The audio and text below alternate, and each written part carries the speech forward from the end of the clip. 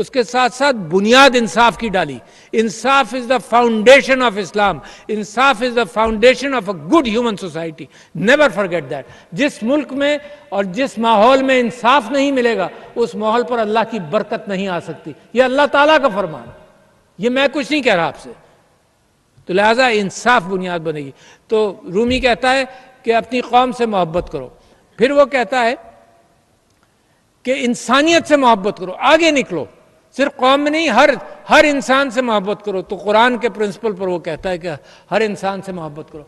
फिर आजकल के एनवायरमेंटल और इकोलॉजिकल प्रिंसिपल्स पर रूमी कहता है कि अल्लाह की बनाई हुई हर चीज से मोहब्बत करो, चाहे जानदार हो चाहे बेजान हो। पानी से मोहब्बत करो, जमीन से मोहब्बत करो, पत्थर से मोहब्बत करो, इसके बगैर नहीं होता। तो आजकल की एनवायरनमेंट के एतबार से लोग पता नहीं कहां कहां से बातें लेते हैं। मेरे नबी को की बात को भूल जाते हैं कि उन्होंने फरमाया कि अगर वजू भी करो तो पानी, दरिया के साथ भी वजू करो तो पानी एहतियात से इस्तेमाल करो। क्या बात! इससे मैसेज जो 1400 साल पहले मेरे नबी सल्लल्लाहु अलैहि वसल्लम ने दिया एनवायरनमेंट के लिए, इससे बेहतर मैसेज हो नहीं सकता।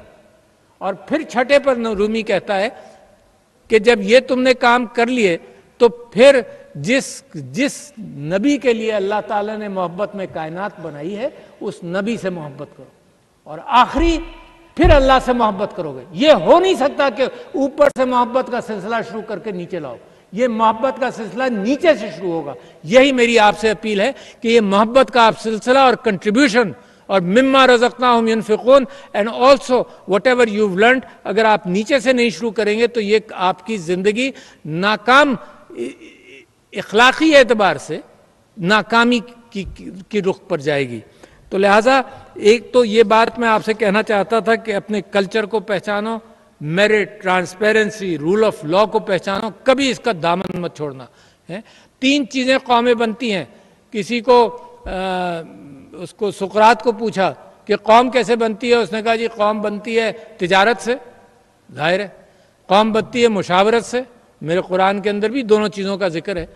फिर कौम, लोगों ने पूछा कि सुकरात से कि बन गई कौम, उसने कहा नहीं, कौम बनती है आइडेंटिटी से, थाइमोस से। कौम जज्बात से बनती है? कौम सिर्फ कमर्शियल चीज़ नहीं है, कौम उस चीज़ का नाम है जो मिलकर बनती है इन सारी चीज़ों से। तो लिहाजा मैं समझता हूँ कि पाकिस्तान की कौम के अंदर सारे इंग्रेडिएंट्स मौजूद हैं।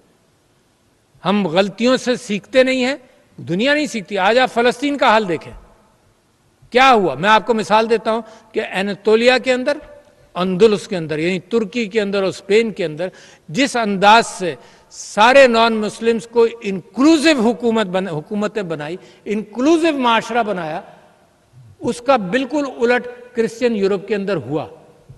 यानी पोप फोर्थ था, पोप पॉल द फोर्थ, उसने यहूदियों के लिए कहा कि इनको घेट्टोज में बंद करो, उसने कहा कि इनको आइसोलेट करो, उसने कहा कि इनको, इनकी इकोनॉमी को महदूद करो। 1555 में, पुरानी बात कर रहा हूं, जब से ये मामला चलता रहा यहूद के एतबार से।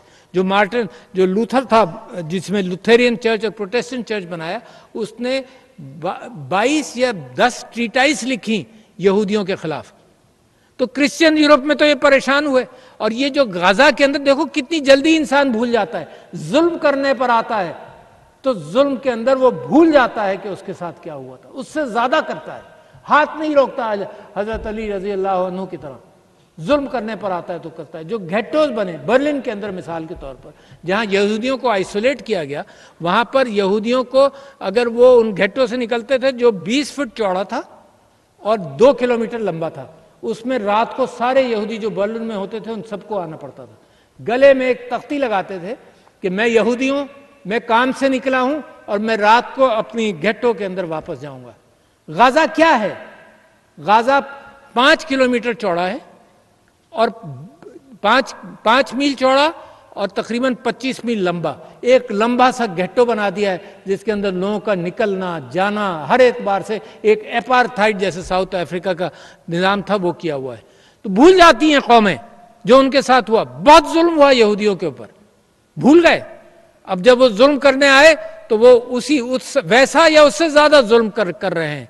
तो लिहाजा मैं समझता हूं कि हमारा और आपका दिल तो इंसानियत के अंदर ये कहता है कि जुल्म ना हो, और इसी अंदाज से यही चीज प्रोपेगेट होती है, ये चीज फिर कश्मीर पर आती है, यही चीज से हिंदुस्तान बहादुरी पकड़ता है कि मुसलमानों के साथ जुल्म और ज्यादती करे। तो मैं ये चीज़ें तो एक जनरल आपसे बात कर रहा था, मैं मखसूस तौर पर तालीम के एतबार से आपसे बात करूं जो मेरे दोस्त मिनिस्टर मदद अली सिंधी साहब ने की। 2 करोड़ से ज़्यादा बच्चे आउट ऑफ स्कूल हैं। Can you imagine the number? यानी 40% कम से कम बच्चे स्कूल के बाहर हैं, जबकि इसका मुकाबला अपने रीजन में कर लीजिए ना। मतलब गलतियां हुई कहाँ हैं पता ही नहीं चलता, ये गुफ्तगू ही नहीं है। इस वक्त तो बदले लिए जा रहे हैं, ये गुफ्तगू ही नहीं है कि गलतियां कहाँ हुई, उनसे ठीक सीख लो, बेहतर हो जाओ। 2 करोड़ से ज्यादा बच्चे आउट ऑफ स्कूल हैं। कोई कहता है 2 करोड़ 70 लाख हैं, कोई कहता है 2 करोड़ 25 लाख हैं, मगर बच्चे स्कूल के बाहर हैं। 40% बच्चे स्कूल के बाहर हैं। अच्छा, आप मुकाबला किससे कर रहे हैं? अपने रीजन की आप स्टेटिस्टिक्स देख लें, हिंदुस्तान, बांग्लादेश, श्रीलंका, सब जगहों पर more than 98% children are in school. कौन उठाएगा ये बोझ अगर आप नहीं उठाएंगे? आप तो एलीट हैं, आपके माँ बाप ने मेहनत कर ली, आपने मेहनत कर ली, मगर ये बाकी बोझ कौन उठाएगा? ये बिल्कुल ऐसे ही है जैसे टैक्सेशन के अंदर टैक्स पेयर है और नॉन टैक्स पेयर है। जो टैक्स पेयर है वो बोझ उठाता है सारे नॉन टैक्स पेयर्स का। यही बोझ आप, ये चंद फीसद एलीट जैसे आप हैं, ये बोझ सारी कौम का उठाएंगे आगे चलकर ये बोझ कितना बड़ा हो, जो यूथ बड़ा हो जाएगा, ये यूथ बल जो है ये यूथ बर्डन बन जाएगा। लिहाजा मुझे तो बड़ी सख्त फिक्र है। अच्छा, कहां से इसका हल निकालेंगे? जरा सोचे, मैं आपकी तरफ आना चाहता हूं। फिर कहां से हल निकालेंगे? 55,000 स्कूल चाहिए इनके लिए। सारे पंजाब में पार्टीशन से लेकर अब तक हमने 50,000 स्कूल बनाए सिर्फ, मिसाल के तौर पर। कल ही मुझे ये फिक्र पता चला। 55,000 स्कूल कौन बनाएगा? प्रोविंशियल बजट्स के अंदर ओनली 25 to 30% एलोकेट कर रहे हैं, इससे ज्यादा कहां से लाएंगे? कुछ डेवलपमेंट भी तो होगा ना। तो क्या है? This is an anomaly which has to be addressed, and I don't know how to address it, but I still think कि एक ही पॉसिबिलिटी है कि ये brick and mortar school system. कल मैंने मीटिंग की मिनिस्टर ऑफ रिलीजियस अफेयर्स के साथ मिलकर कि मसाजिद जो हैं पाकिस्तान के अंदर तकरीबन 2.5 लाख मसाजिद हैं, स्ट्रक्चर मौजूद है, पेश इमाम मौजूद हैं। तो ये जो आउट ऑफ स्कूल चिल्ड्रन की जो स्ट्रक्चर्ड लर्निंग होती है, ये नहीं होती कि इनको अब पहली से लेकर 12 तक पढ़ाना है। इनको जिस स्टेज पर भी मिलता है तो इनको वो सिलेबस दिया जाता है जो शॉर्ट जल्दी पढ़कर निकल जाए। तो मैंने मदद चाहिए मसाजिद से, अइम्मा से, मिनिस्ट्री ऑफ रिलीजियस अफेयर्स से कि स्ट्रक्चर्ड जगहों पर उन बच्चों को ऐसी तालीम देकर निकाला जाए। और ऑनलाइन तालीम, आपने सलमान एकेडमी का नाम सुना होगा। वो कहते हैं इस वक्त दुनिया में ये पॉसिबिलिटी है कि एक सस्ता सा पैड हो, the tutor is an AI tutor, the knowledge is in the cloud. तो ट्यूटर भी 24 घंटे का ट्यूटर, AI ट्यूटर, और नॉलेज 24 घंटे की एक्सेस, किताब की जरूरत नहीं है। हम उस तरफ भी देख रहे हैं।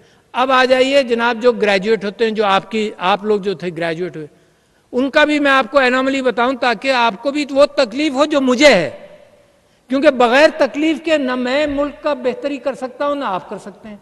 वो तकलीफ क्या है कि FSC जो पास करते हैं, चांसलर साहब, वाइस चांसलर साहब, मिनिस्टर साहब, FSC जो पास करते हैं उसमें सिर्फ 9% हायर एजुकेशन में जाते हैं। बॉटलनेक है। एक तो नीचे बॉटलनेक है कि हमने छोड़ ही दिया 2 करोड़ 50 लाख बच्चों को, फिर ऊपर बॉटलनेक है कि FSC पास कर 9% को दाखिला होता है।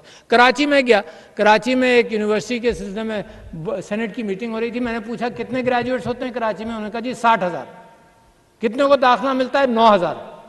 बाकी 51,000 क्या करते हैं? अच्छा, मगर कंपेयर करें ना, मतलब यकीनन सब नहीं जा सकते, कंपेयर तो करें ना। रीजन में क्या, मैंने रीजन का कंपैरिजन दिया था आपको। रीजन का कंपैरिजन ये है कि Bangladesh, Sri Lanka and India, more than 25% of their FSC graduates go into higher education. आप मुकाबला किससे कर रहे हैं? किस अंदाज से कर रहे हैं? मुझे खुशी हुई कि वाइस चांसलर साहब ने कहा कि इस साल 500 स्टूडेंट से बढ़ा रहे हैं। अफसोस ये हुआ कि यहां ये स्टेटमेंट आया कि हायर एजुकेशन ने ऑनलाइन एजुकेशन की पॉलिसी अब तक नहीं बनाई है। बनाई है, I am a witness, I chaired that meeting 3 years ago, जहां पॉलिसी तैयार हो गई। अजीब हाल है मेरे मुल्क का। आपको मालूम है डेटा पॉलिसी इंडिया ने 2012 के अंदर बनाकर पब्लिश करके उसके ऊपर इंप्लीमेंट कर दिया। पाकिस्तान ने 2022 में उसको अडॉप्ट किया पॉलिसी को। 10 साल, दुनिया 10 साल इंतजार करने वाली दुनिया अब नहीं है। And I am surprised